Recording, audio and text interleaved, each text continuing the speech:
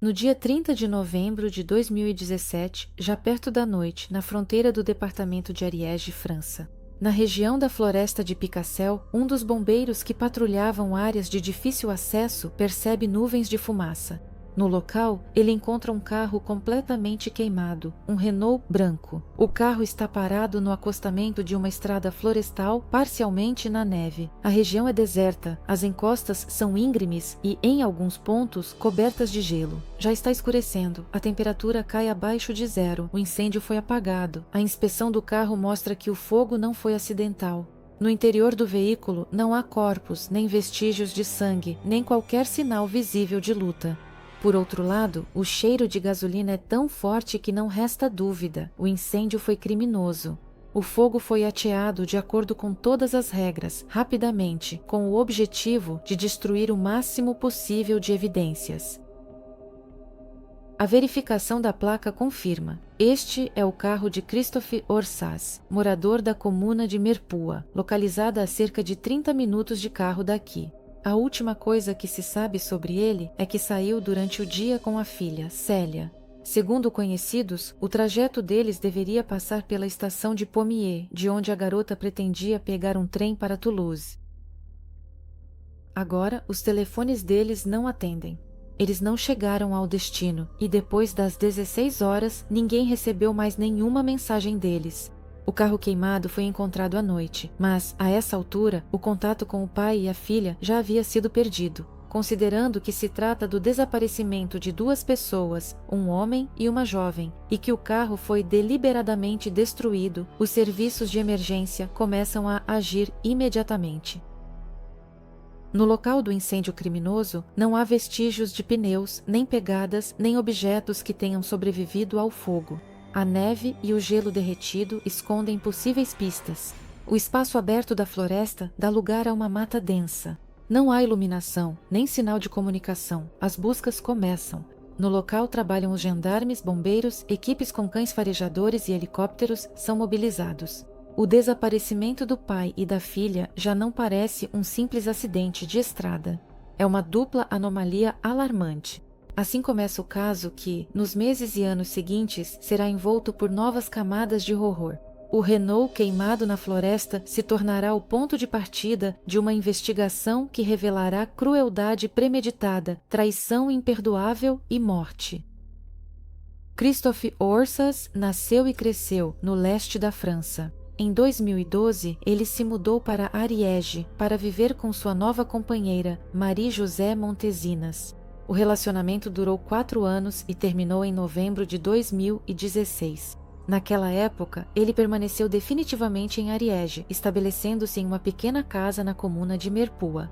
Este é um lugar pitoresco, situado entre Toulouse e Perpignan. Destacava-se pelo isolamento e pela arquitetura antiga, pela qual Christophe tinha uma simpatia especial. Ele era apaixonado pela natureza, pelas montanhas e pela fotografia. Trabalhou como jardineiro e designer de paisagens como empreendedor individual. Colegas e clientes o descreviam como uma pessoa atenciosa e prestativa. Ele mantinha uma relação próxima com a família, ligava frequentemente para os irmãos e irmãs e compartilhava suas preocupações pessoais. No entanto, ele via a filha raramente. Do casamento com a ex-esposa, Sandra, nasceu Célia, e após a separação, ele não obteve o direito de custódia. Célia Orsaz nasceu e cresceu em Isère. Aos 18 anos, após concluir o ensino médio, ela se mudou para o sul da França para estudar cosmetologia em Toulouse. A mudança coincidiu com a decisão dela de restabelecer contato com o pai. Essa decisão trouxe alívio para ambos. Nos últimos meses, eles se comunicavam bastante, publicavam fotos juntos nas redes sociais e passavam os fins de semana juntos. Célia dava a impressão de ser uma garota tranquila e amigável. Ela era dedicada aos amigos e ao namorado Thibaut, com quem namorava desde a 3ª série. Depois que ela se mudou para Toulouse, ele a seguiu. Além dos estudos, Célia se interessava por história, castelos e arquitetura. Ela ajudava a cuidar da irmã mais nova, filha do segundo casamento da mãe. No dia 30 de novembro de 2017, tudo começou como um dia comum. Christophe tinha uma visita marcada com um cliente em potencial, a quem deveria apresentar um orçamento para a construção de uma cabana nas montanhas. Ele avisou uma conhecida sobre isso por SMS. Nesse mesmo dia, ele deveria levar Célia até o trem em Pommiers. Ela planejava passar a noite e a noite na casa de Thibault em Toulouse. Célia não tinha as chaves do apartamento, então inicialmente planejava encontrar Thibault durante o dia. No entanto, ele adiou o encontro por causa de uma consulta médica. Eles combinaram que ela pegaria um trem mais tarde e avisaria quando chegasse. A última mensagem de Célia foi enviada às 14 horas. Ela escreveu que avisaria quando estivesse na estação de Toulouse. Depois disso, ela não entrou mais em contato. O plano era o seguinte: Christophe iria primeiro até o suposto cliente e depois levaria a filha até a estação. A distância entre a casa e a estação é de cerca de 30 quilômetros. Isso não levaria muito tempo. Logo fica claro que um dia comum para pai e filha se tornou o último deles. Toda a história a seguir vai girar em torno do desaparecimento de pessoas que não pretendiam desaparecer. Eles não tinham motivo, nem razões, nem intenção de abandonar suas vidas. Tudo parecia uma viagem planejada e planos comuns até o momento em que eles não voltaram. Os parentes e pessoas próximas percebem imediatamente que a situação vai além de um simples atraso. A família de Christophe entra em contato com seus amigos e vizinhos, mas ninguém o viu depois do almoço. Não é possível rastrear a localização pelo telefone. Ambos os aparelhos estão desligados ou fora de área. Já na noite de 30 de novembro para 1º de dezembro, Tib e a mãe de Célia, Sandra, decidem procurar a polícia. A denúncia é imediatamente encaminhada para a gendarmeria. As buscas começam na manhã do dia 1º de dezembro. Como hipótese inicial, é considerada a possibilidade de um acidente. O carro de Christophe, um Renault branco, poderia ter saído da estrada em uma área de difícil acesso. Na mesma manhã, perto da floresta de Celle, a 30 minutos de carro de Merpoix, um bombeiro que passava por uma estrada rural percebe vestígios de uma área queimada. No local, ele encontra um carro queimado. Após verificar os dados de registro, fica claro, é um Renault Kangoo pertencente a Christophe Chazot. A gendarmeria imediatamente isola o perímetro. O carro foi completamente destruído pelo fogo. O interior está queimado e a carroceria danificada até a base. Peritos criminais trabalham no local. Já na inspeção inicial, os especialistas identificam vestígios de substância inflamável. O incêndio não foi acidental. Isso exclui a hipótese de acidente de trânsito ou combustão espontânea. Nenhum corpo foi encontrado dentro do veículo. Devido às condições climáticas, possíveis evidências podem ter sido ocultadas. Considerando a natureza dos danos e a ausência de corpos, a investigação considera o incêndio criminoso como uma tentativa de destruir provas. Isso muda seriamente o rumo da investigação. O desaparecimento do pai e da filha já não é mais visto como um acidente. Começa a surgir a possibilidade de um crime. Imediatamente, são iniciadas buscas em grande escala. A área ao redor da floresta de Picocel é vasculhada por vários quilômetros. É feita uma verificação das câmeras de vigilância ao longo da possível rota. É importante determinar quem foi a última pessoa a ter contato com Christophe Arsace. A família de Célia e os amigos de Christophe prestam os primeiros depoimentos. O investigador descobre que Christophe tinha uma visita de trabalho marcada com um cliente em potencial no mesmo dia em que desapareceu.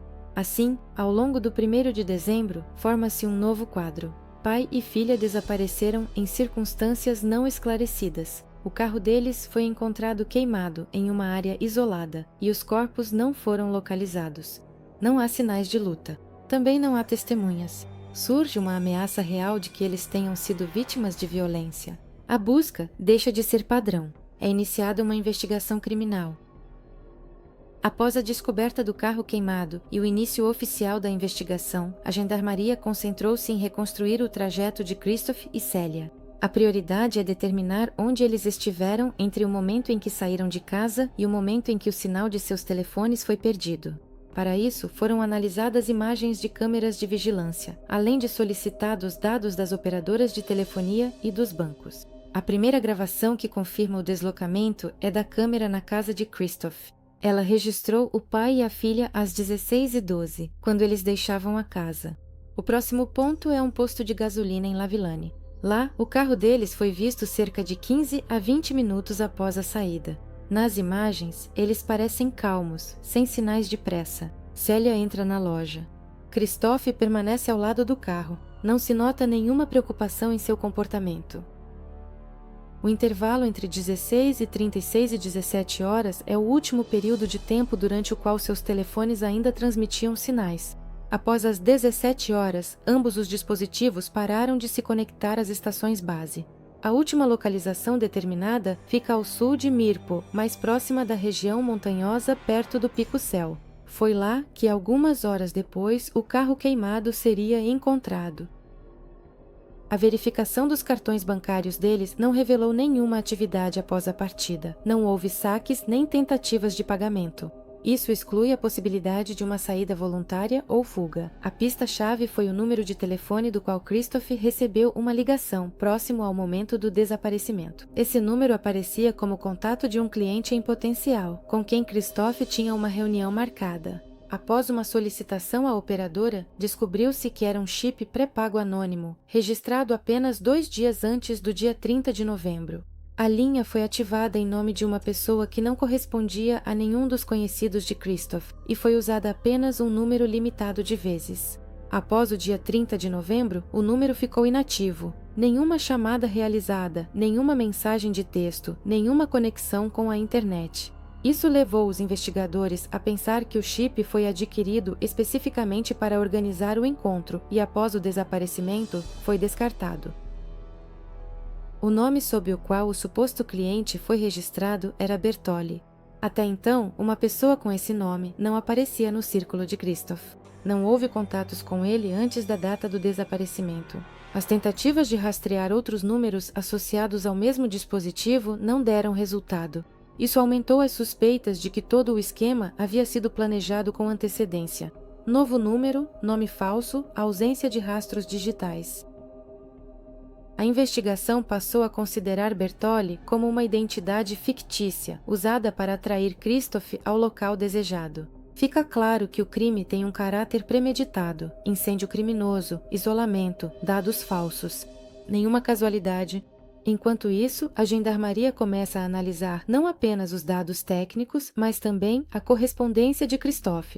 No computador dele e nas caixas de e-mail são encontrados vestígios de comunicação com várias pessoas, incluindo uma ex-companheira.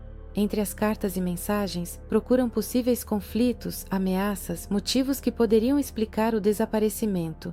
Mas é justamente a ligação com o misterioso Bertoli que se torna a principal linha de investigação. Resta determinar quem estava por trás desse nome, como ele apareceu nos contatos de Christoph e, principalmente, qual papel desempenhou no desaparecimento de 2 pessoas. Durante a coleta de dados sobre os últimos contatos de Christoph, a investigação também chega a um nome que, até então, aparecia apenas em sua correspondência pessoal e nos relatos da família: Marie-José Montesinos. Esta mulher desempenhou um papel significativo na vida de Christoph. Foi para a casa dela que ele se mudou para Ariege, em 2012. Após a separação, o contato entre eles não cessou, mas passou a ser exclusivamente negativo.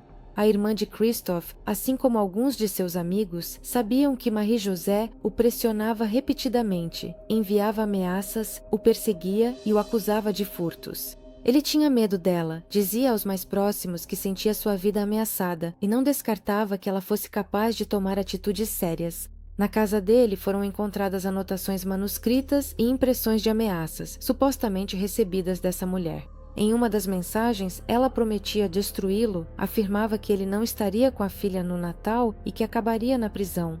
Christoph levava essas palavras a sério. Ele discutiu com parentes a possibilidade de sofrer violência física e até disse: "Se algo acontecer comigo, procurem por ela." Antes de desaparecer, Christoph procurou a polícia 3 vezes para reclamar de perseguição por parte da ex-companheira. No entanto, o caso não teve andamento. Por motivos formais, os documentos permaneceram sem consequências e nenhuma outra ação foi tomada pela polícia. Quando os investigadores começam a interrogar o círculo de Christoph, o nome Montesinos surge imediatamente. Ela está entre as primeiras pessoas chamadas para depor, formalmente como testemunha. Ela é chamada no dia 3 de dezembro de 2017, 3 dias após o desaparecimento do pai e da filha. Durante o primeiro interrogatório, Montesinos afirma que não teve nenhum contato com Christoph no dia do desaparecimento. Ela admite que o relacionamento era tenso e o descreve como uma pessoa manipuladora e mentirosa. Além disso, ela informa que já havia feito queixas contra ele em junho de 2017 por ameaças e pressão psicológica. Como álibi, ela declara que no momento do desaparecimento estava na casa de seu ex-marido, na companhia da nova companheira dele, com quem supostamente fez uma longa caminhada. Inicialmente, ambas as testemunhas confirmam suas palavras, mas depois a mulher muda seu depoimento. Ela informa que deu informações falsas a pedido de Marie-José. Assim, o álibi apresentado perde a credibilidade. Paralelamente aos interrogatórios, os investigadores continuam analisando os dados do computador de Christophe. Lá, eles encontram uma troca de e-mails com Marie-José. O estilo das mensagens varia de tentativas insistentes de diálogo a ameaças explícitas. Uma das cartas contém uma instrução direta: "Eu sei como acabar com tudo. Não pense que pode sair tranquilamente." Isso dá um motivo adicional para considerar seu comportamento como hostil e potencialmente perigoso. Começam a surgir as primeiras dúvidas sobre sua inocência. O comportamento da própria Marie-José é especialmente preocupante. Ela reage de forma brusca às perguntas sobre Christophe, evita esclarecimentos e tenta controlar a conversa. Seu estado emocional quase não muda nem mesmo ao discutir a possível morte do ex-parceiro e de sua filha. Todos esses elementos, contradições nas palavras, álibi duvidoso, histórico de ameaças, começam a formar uma nova linha de investigação. A partir deste momento, Marie-José Montesinos deixa de ser apenas a ex-namorada do homem desaparecido e passa a ser uma suspeita com motivos fundamentados para a desconfiança. A investigação decide monitorá-la secretamente e coloca seus telefones sob escuta. As próximas ações da gendarmeria serão direcionadas para identificar possíveis cúmplices. Por enquanto, a identidade de Bertoli permanece indefinida, mas as conexões começam a se estreitar. Quem poderia ter cometido o crime?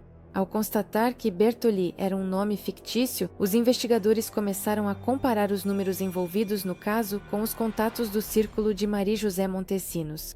Um desses números, utilizado no dia do desaparecimento de Christophe, estava registrado em nome de um homem chamado Jean-Paul Vidal, um mecânico local que anteriormente trabalhara como dublê.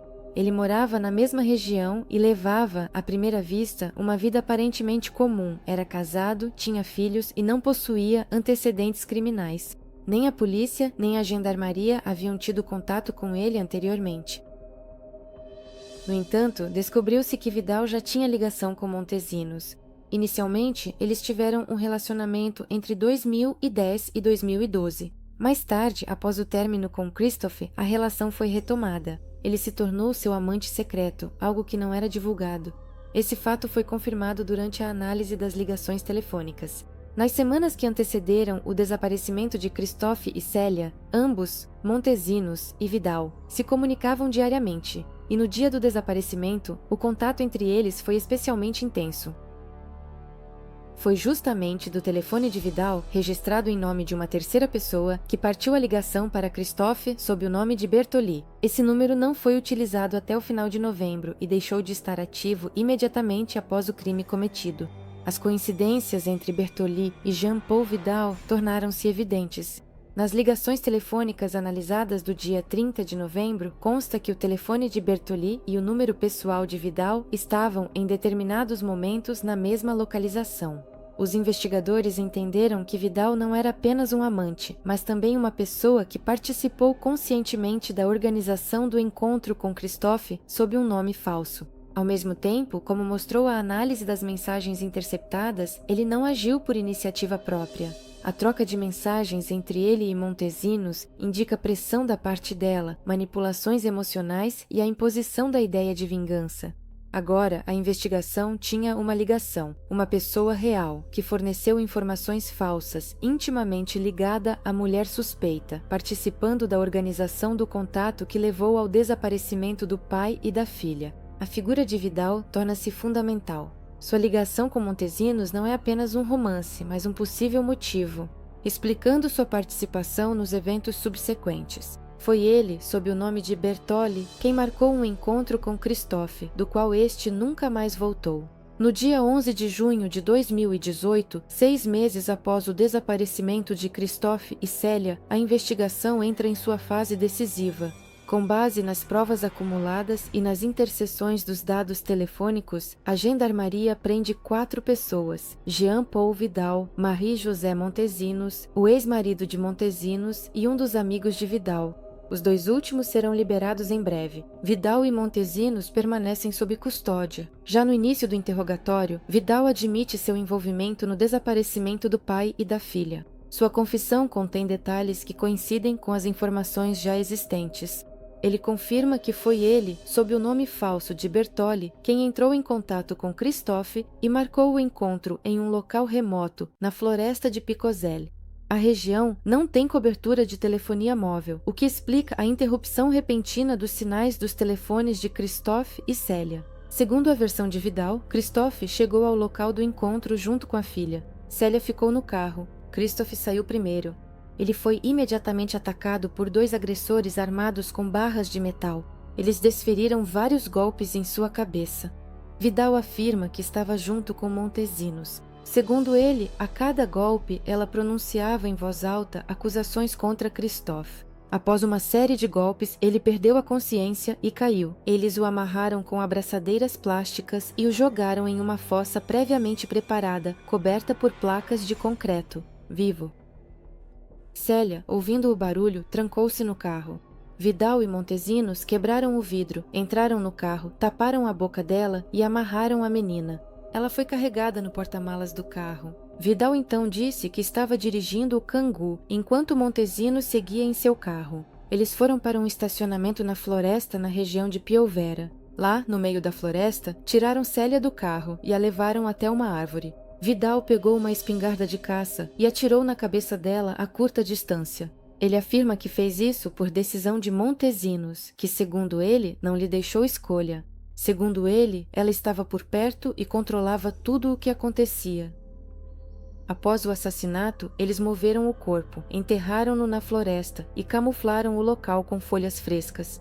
Depois, queimaram o carro de Christophe para destruir as evidências. Já no dia seguinte, eles se encontraram no lago Montbel para se livrar das provas restantes, incluindo os telefones pré-pagos. O depoimento de Vidal foi a primeira confissão direta do crime. Em detalhes que coincidiam com os dados objetivos, ele descreveu a sequência de eventos que antes eram apenas hipóteses. Com base em suas palavras, a investigação conseguiu confirmar a localização dos corpos e os locais dos assassinatos, que em breve serão descobertos durante as diligências de campo. Na manhã do dia 12 de junho de 2018, no dia seguinte à confissão de Jean-Paul Vidal, os investigadores, acompanhados por ele, dirigem-se aos locais indicados. A primeira parada é uma fazenda abandonada, situada no meio da floresta de Picacel, a alguns quilômetros de Merpua. Vidal indica com precisão o local onde ele e Montesinos agrediram Christophe. No chão, há placas de concreto, sob as quais, segundo ele, fica uma fossa séptica. As placas são removidas e dentro encontram um corpo. O cadáver está bastante decomposto, mas os sinais de violência são evidentes. É Christophe Orsas. Ele ficou submerso nos dejetos por mais de 6 meses. A perícia registra 9 lesões graves na cabeça, fraturas nas costelas, ossos faciais e crânio, além de sinais de grave traumatismo crânioencefálico e edema pulmonar. A conclusão dos peritos confirma: no momento em que foi colocado na fossa, ele ainda estava respirando. A causa da morte foi asfixia, provocada pela entrada de sangue e impurezas nas vias respiratórias. A morte ocorreu rapidamente, mas não instantaneamente. Em seguida, a equipe de investigação segue para a floresta de Puivera, o local onde, segundo Vidal, Célia foi assassinada. Após uma longa busca, os restos mortais são encontrados. A cerca de meio metro de profundidade foi encontrado um esqueleto. Entre os ossos estavam sua mochila, peças de roupa e um crânio com danos. Os peritos registram uma ferida de bala transfixante na região temporal direita. A distância entre o cano da arma e a cabeça era de no máximo 15 centímetros. A causa da morte foi um tiro na cabeça disparado de uma espingarda a curta distância. Vidal também indica o local exato onde o veículo foi incendiado. Corresponde exatamente ao local onde, em 30 de novembro, um bombeiro encontrou o Kangoo queimado. A confirmação dos detalhes-chave da versão de Vidal reforça a convicção dos investigadores. Ele participou pessoalmente de tudo o que aconteceu. Neste ponto, o caso deixa de ser um caso de desaparecimento. Ele se torna um duplo homicídio, cometido com extrema crueldade, em locais previamente escolhidos, com a completa eliminação de vestígios. Montesinos, que até então mantinha a posição de inocência, agora se depara com a confissão de seu cúmplice, confirmada por provas materiais. Durante um novo interrogatório, ela começa a mudar seu depoimento, admite participação, mas afirma que não planejou o crime. Segundo sua versão, o objetivo era assustar Christophe. Ao mesmo tempo, ela admite que esteve presente nos 2 locais dos crimes. No caso de Célia, ela afirma que não queria sua morte e que a decisão teria sido tomada por Vidal. Ela minimiza ao máximo o seu próprio papel. A investigação agora tem um quadro completo. O local do assassinato do pai é uma chácara isolada. O método, golpes na cabeça e, em seguida, afogamento em uma fossa séptica. O local do assassinato da filha é uma área de floresta. O método, um tiro na cabeça após o sequestro e amarração. Ambas as vítimas foram eliminados rapidamente, de forma organizada e sem possibilidade de escapar. Tudo isso confirma a principal versão da investigação. As ações foram planejadas com antecedência e coordenadas pelos 2 acusados. A perícia psicológica, designada pelo tribunal, descreve a personalidade de Montesinas como infantil, com uma necessidade acentuada de dominação. Os especialistas apontam uma tendência à manipulação, narcisismo, baixo nível de empatia e desejo de controlar a situação. Os peritos destacam que, mesmo durante a avaliação, ela tentava influenciar os interlocutores, demonstrando uma falsa vulnerabilidade, evitando respostas diretas e desviando o foco da conversa. O estudo de seu passado revela um padrão de comportamento consistente. Após os términos, ela demonstrava agressividade, desejo de vingança e destruía a reputação dos ex-parceiros. Em 2006, ela já havia tentado prejudicar outro homem que a deixou. Jogou tinta na casa dele, o humilhou diante das pessoas ao redor e certa vez até tentou atropelá-lo com um carro. Episódios semelhantes não haviam sido registrados anteriormente no banco de dados criminal, mas agora adquirem um significado especial como parte do perfil psicológico. No contexto das acusações no caso Orsas, o tribunal recebe materiais sobre 3 queixas feitas por Christophe em 2016 e 2017. Ele relatou perseguição, ameaças e tentativas de difamação. No computador dele foram encontradas cópias de cartas nas quais Montesinas exigia a devolução do dinheiro, acusava-o de roubo e ameaçava destruí-lo. Mais tarde ficou sabido que ela enviava fotos íntimas de Christophe aos empregadores dele para desacreditá-lo. Isso levou à sua demissão de um dos locais de trabalho. Além disso, uma das fontes de sua raiva era um pendrive, que ela disse ter encontrado depois do término. Ele supostamente continha fotografias comprometedoras de Christophe. Ela alegou estar chocada e se sentir traída. No entanto, a investigação considera esse motivo secundário, inflado de forma manipuladora pela própria acusada. Paralelamente, analisa-se o depoimento de Vidal. Ele afirma que era emocionalmente dependente de Montesinas, que ela o manipulava deliberadamente, convencendo-o de que Christophe era perigoso. Ela supostamente lhe mostrava cartas falsas nas quais Christophe ameaçava ele e sua família. Vidal acreditava que também estava se protegendo. Apesar de a confissão de Vidal poder ser vista como uma tentativa de atenuar sua própria culpa, a investigação encontra provas que confirmam parte de suas palavras. A falsificação das cartas realmente ocorreu. Algumas delas foram escritas pela própria Montesinas. Diante desses dados, a imagem de Marie-José Montesinas torna-se cada vez mais perigosa. Ela não é uma vítima das circunstâncias, mas uma pessoa com um histórico de pressão deliberada sobre os parceiros, intolerância persistente à rejeição e disposição para destruir a vida dos outros quando perde o controle. Sua participação no duplo crime não é vista como passiva. Ao contrário, a investigação constrói uma versão sobre o papel ativo na organização do crime, baseada em um conflito prolongado, na ideia de vingança e em pressão sistemática sobre o executor. Após a prisão preventiva de Jean-Paul Vidal e Marie-José Montesinos em junho de 2018, a investigação continuou por quase 5 anos. Durante esse tempo, os investigadores tiveram que realizar dezenas de perícias, verificar a veracidade de todas as versões, interrogar testemunhas e reunir uma base completa de provas. O caso revelou-se volumoso e complexo. 2 cenas de crime, 2 acusados, inúmeros rastros digitais, fatores psicológicos e depoimentos. Em janeiro de 2023, ambos os acusados continuavam sob custódia. Montesinos se comportava de forma distante. Ela foi transferida várias vezes para instituições psiquiátricas. Sua defesa tentou provar que ela não era capaz de participar do processo judicial. Em janeiro, ela foi de fato considerada temporariamente incapaz. No entanto, no outono do mesmo ano, os peritos confirmaram que ela estava apta a comparecer ao tribunal. Jean-Paul Vidal, por sua vez, sofreu um derrame algumas semanas antes do início do processo, mas também foi considerado apto a participar. O julgamento foi marcado para 17 de novembro de 2023. Naquele momento, já haviam se passado quase 6 anos desde o assassinato de Christophe e Célia. A espera foi longa não apenas para os acusados, mas também para os familiares das vítimas. Os parentes de Christophe e a mãe de Célia participaram do caso como autores civis. Seus interesses foram representados por um advogado que atuava em nome de vários membros da família. Sandra, mãe de Célia, participou da audiência por videoconferência. Durante todo o processo, ela expressou raiva e exigiu uma punição severa. Segundo ela, é justamente o ódio pelos assassinos que lhe dá forças para viver. Um dos temas centrais do processo é o grau de responsabilidade de cada um dos acusados e a existência de um plano previamente elaborado.